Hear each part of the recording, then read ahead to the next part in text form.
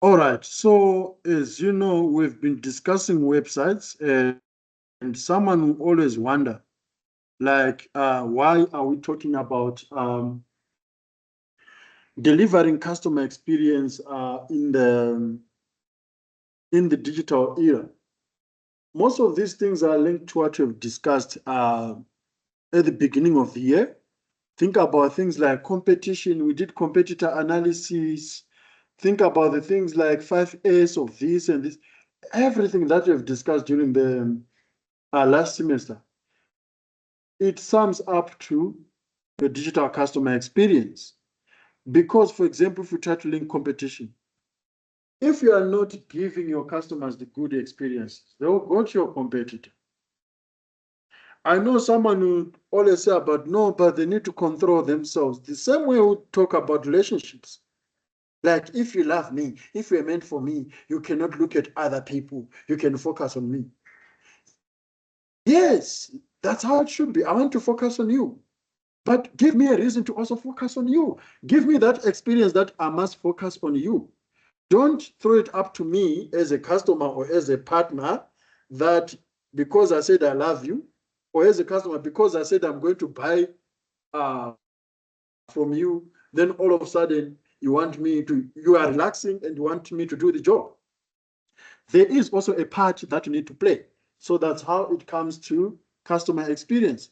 The same thing with what we were discussing last week about loyalty, about satisfaction, Loyalty, we discussed that is all about commitment. So you cannot talk about loyalty and take away commitment because loyalty is committing to something. And you've got a concept like brand loyalty, whereby you are loyal to the brand. Then you have got satisfaction. Satisfaction have got everything to do with happiness. How happy are you? So you cannot take away experience from happiness and loyalty because these are the components. If your platform is treating me well, I've got no reason to go to other platforms. If your platform is making me happy, I'm satisfied with the things that I'm seeing on your website, I'm satisfied with how I'm navigating your website, I'm satisfied with how I'm downloading your page, I'm satisfied with everything, like it's giving me a good digital customer experience, then there is no need for me to go elsewhere. But people will say, you living is your choice. I've heard people saying same thing with relationships. That's why I always compare marketing and relationship because all these things somehow they are interrelated. I've heard people so many times blaming cheaters. And I know it's not the first time I'm talking about cheating. People blame cheaters left, right, center. And I need to put a disclaimer. I'm not saying that cheating is a good thing that someone must be happy with. But you also need to look at your deeds as a victim. I always say that. Even violence, GBV, there are people who would say no matter what, you cannot dismiss GBV, which is true. But whenever you ask someone, what did you do to him? You'll be shocked. There's this girl that I met, I always have people trying to have a shoulder to cry on. So she's telling me she's a single mother. She used to be my junior at high school. So we are talking, how are you doing and this and this. Then as a result, we start talking about how she ended up being a single mother. And she's telling me her story, and I can feel that she has never found that opportunity to open up to someone. So she's opening up to me. And she's telling me like how she ended up being a single mother. And as she tells me, I'm sympathizing with her because I can feel like, no, this is very horrible. I remember she told me the first time the guy slept her, the baby dad, when they were still together, she says the guy slept her. That was the first time because it always starts with the light things like insulting each other and stuff. She says that she went to the saloon and she did not tell the guy that she was at the saloon and she had the keys. They were sharing the same keys. The guy waited and waited almost the whole day at the door, her not coming. Then when she came back and he was so furious, and then he slept her. And that's a bad thing. No matter how frustrated you are, you can't sleep with someone. So I was sympathizing with her, and she told me how bad the guy is. Then, now we are friends. After a couple of weeks or months, we are talking. Now she's telling me how immature the guy is. We're talking about being childish and immature. We're like, oh man, like this baby daddy, this guy is very immature. He tells my mother everything that happens. There was this other time we had an argument, a light argument, and I told him Masendaku. Then all of a sudden, he called my mother saying that your daughter is disrespectful. And she was saying it lightly, but for me, I was just caught by that word, like, wait, why would you tell a guy Masendaku? I mean, I, as a guy, wouldn't want that coming out from my mouth wife, no matter how happy she is or how mad she is. You can't tell someone like Masendaku. So now, it now goes back like, oh, now it makes, I'm not justifying that the guy is okay that uh, he was abusive, but now I'm picking a trend from the victim now that some of the things that she said was provocative, like could drive the guy to the edge, like, of course, he was not supposed to lose it, but some people are short-tempered. You say Masendako to someone, and that's a huge insult for that matter. It's not something that you can say lightly to someone. So same thing with cheating. Most people, I always find it very odd, whenever I engage with both sides, the cheater and the cheated. The cheater will be like, dude, it was very difficult. This lady was actually sleeping in jeans, wearing a jean. Like, yes, it's understandable. Women have got moods and stuff like that. Today she says she's not in a mood. I would understand. But if it's the whole month, not in a mood, and sometimes she volunteers to go and sleep in the other room, and now I am surrounded with temptations. What do I do? Of course, people do not know the story. They'll just, label me a cheater, but they do not know what I'm going through to cheat. Same thing with a woman. I'm working, she's at home, I don't bring money at home. Sometimes I'm leaving her with no food and stuff like that. And then someone listens to her story, all of a sudden starts giving her money. Feelings develop, then they're in love. Then all of a sudden, hey, Unondino, hey, this and that. I don't look at it that I was extremely stingy, and you get what I mean? So I'm not saying that all forms of cheating are correct, but it's always good to look at what is it that is driving people away. Same thing with branding. What is it that is driving people away from your website? You can't just say, no, people are not patient with me. Hey, are this, but there is something driving them away. And if you do not fix that, unfortunately, everyone who comes to your life is always going to move away. That's why you see people like, what's wrong with me? Everyone cheats on me. Mm-mm. You need to do something, girl. You need to do something, man. No one is going to stay.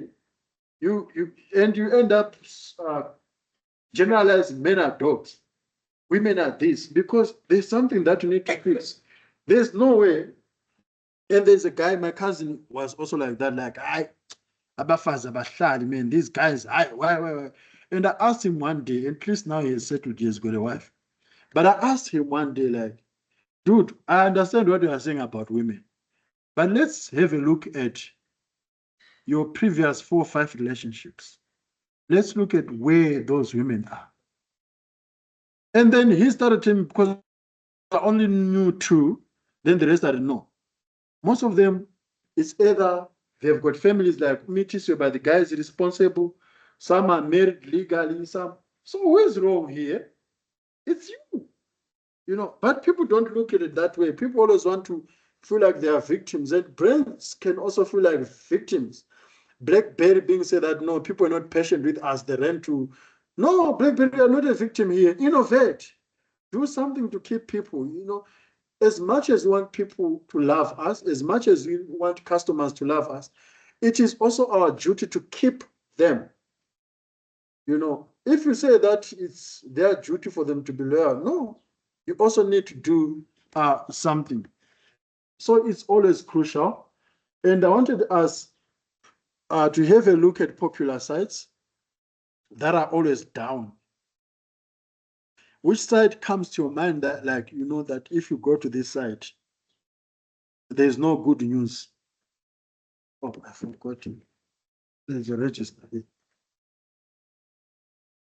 I'll give you an example. I don't want to sound political. Government sites. Home Affairs, yes, it's always down. But what is the potential reason why that site is always down? There are many. Yesterday we spoke about web hosting. So most of them, because it's a government entity, we know that government always do their business through tenders. Sometimes the guy who got a tender do not know what they are doing. They just have political connections. I don't know if I'm making any sense. So because they don't know what they are doing, they'll just go for a cheap web hosting company, and all of a sudden it's not substandard. But if it's a net bank or a Takealot, obvious, they know that is going to bring sales. They will look for companies that are top quality and their site is always reachable. I don't know if I'm making any sense. Let's talk about shopping malls. Your Rosebank, your Sandton City, your Cresta Mall, your Benmore Gardens. Do you think shopping mall enhance digital customer service? They enhance digital customer experience. Yes, yes, yes. Since people go there physically. Food for thoughts.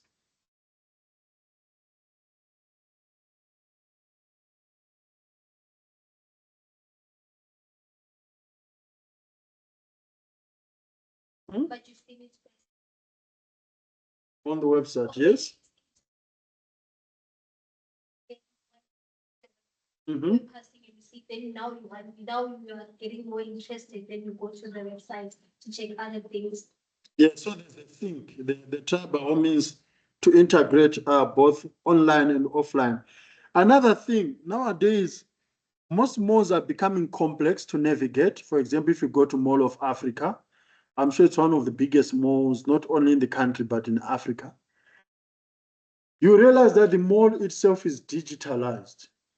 They even have digital screens where you can find, I don't know, like maybe looking for a shop. You can type there, then it tells you turn left. So they are enhancing your experience of being at that mall. Some even with their parking, you know, most parking will be digital. I've seen a mall, I think it was in Dubai, like it tracks where you left your car and all your movements. Then when you are going back to your car, it will tell you, go this way. Of course, it's connected with your phone. Go this way, go that way, because there are some malls, trust me, no matter how good with you are, remembering where you. I remember I was once lost in Sandton and looking for the car and I couldn't find it. And especially if there are so many similar cars, then one will be. Trust me, you look crazy. You go this way. Was I on A, on B? And I always make sure whenever I leave a car, I look at the sticker that because sometimes you can spend the whole day looking for the car and you can't find it.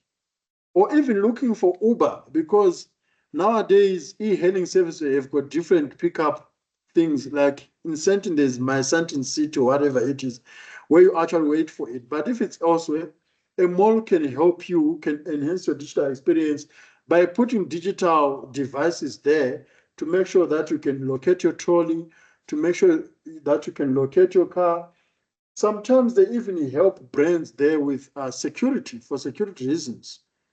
Think about your American Swiss, the diamond rings and stuff that are there. You know, you want to make sure that it is even safe for customers. You know, some of us sometimes do not want to buy expensive things because we do not want to be followed.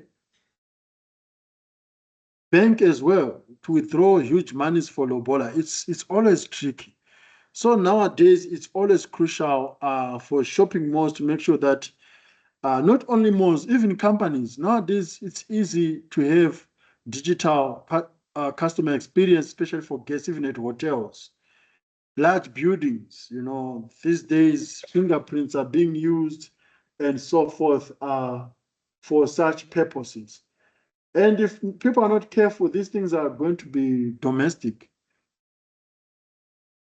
And I see people being able to track their partners.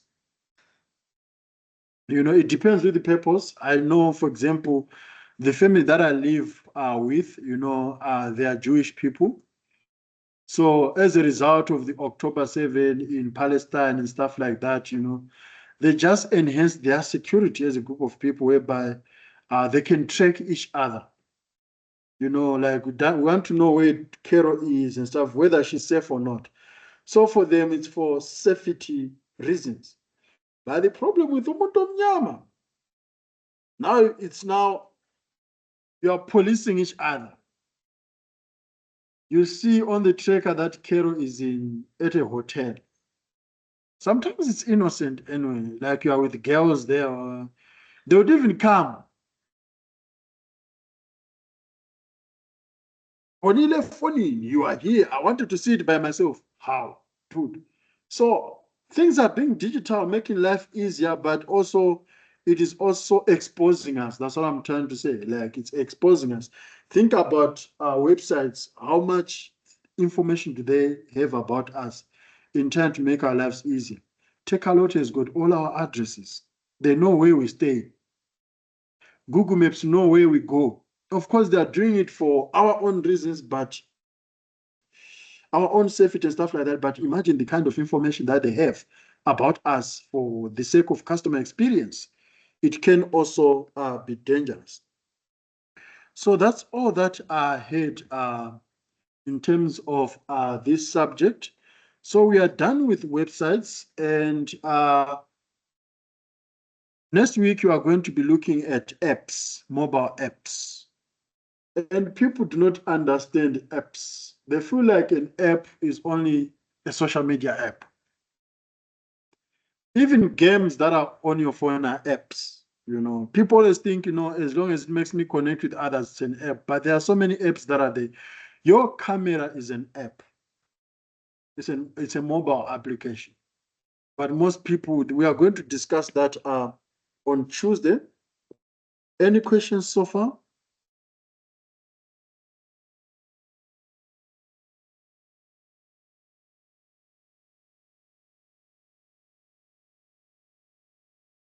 Yes. So apps are hosted on websites.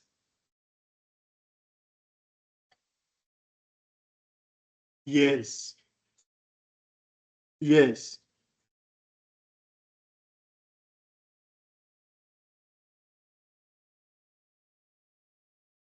An app is a sort of like a shortcut of the website. Yes. But it's still on the website. I'll give you an example. Facebook. Way before smartphones were there, because Facebook was there before smartphones, you know? While I'm talking about smartphones like your Android and stuff like that, Android is actually a recent thing. We had I remember first time I opened a Facebook account was in 2009. I used my Sony Ericsson Xperia, the one but it could go to the internet. By that time, it was a JavaScript. That's how they call it. Facebook, initially, people were logging in on a website. Like they would go to www.facebook.com. That's the website for Facebook. Then with smartphones coming up, you now have a mobile application of Facebook, the one that you log in, that you download from the App Store, but it is still a website in form of an application. Because that app, for you to log in, you need to be connected. I don't know if I'm making any sense. And I've seen even Standard Bank.